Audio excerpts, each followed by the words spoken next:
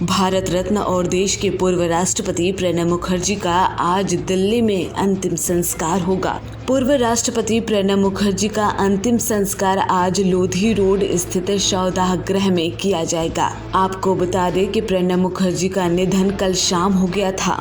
वे 84 वर्ष के थे। पूरा देश आज अपने चहेते राजनेता प्रणब मुखर्जी को अंतिम विदाई दे रहा है। देश में उनके निधन से शोक की लहर छाई हुई है।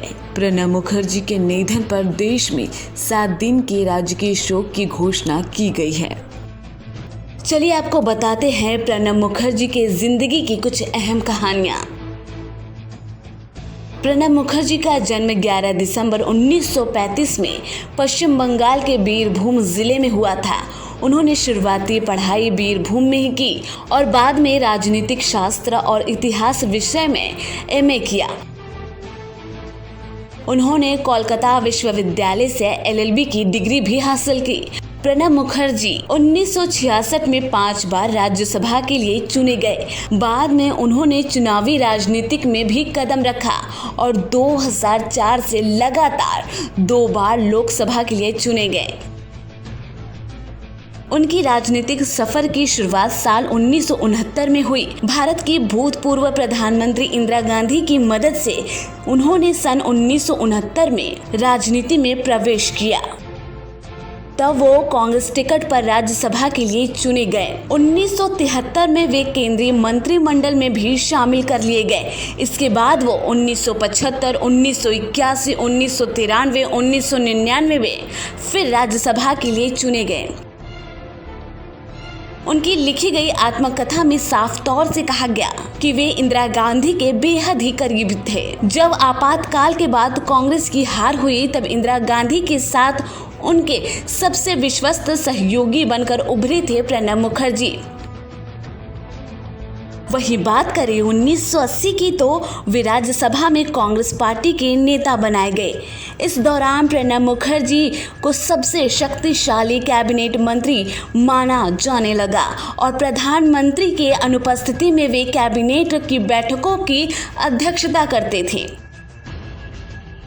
इंदिरा गांधी की हत्या के बाद प्रणब मुखर्जी को प्रधानमंत्री पद का सबसे प्रबल दावेदार माना जा रहा था, लेकिन तब कांग्रेस पार्टी ने राजीव गांधी को प्रधानमंत्री के लिए चुना। 1984 में राजीव गांधी सरकार में उन्हें भारत का वित्त मंत्री बनाया गया। बाद में कुछ मतभेदों की वजह से प्रणब मुखर्जी को वित्त मंत्री का पद छोड़ना पड़ा।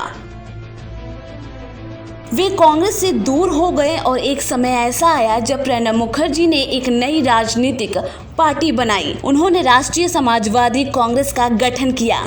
दरअसल वो अपने मत को लेकर अस्पष्ट थे और अपना विरोध दर्ज करवाना जानते थे, इसलिए राजीव गांधी से उन्होंने दूरियां बनाई।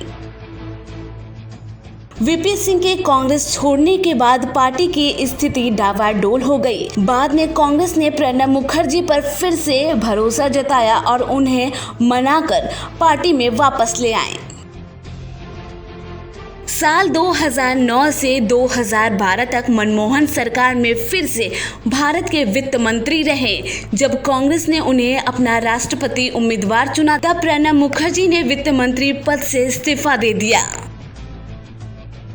देश के सर्वोच्च पद पर आसीन होने वाले वे पश्चिम बंगाल के पहले व्यक्ति बने। राष्ट्रपति के तौर पर 5 साल के लिए अपने कार्यकाल के दौरान प्रणब मुखर्जी ने राजनीतिक जुड़ाव से दूर रहकर काम किया।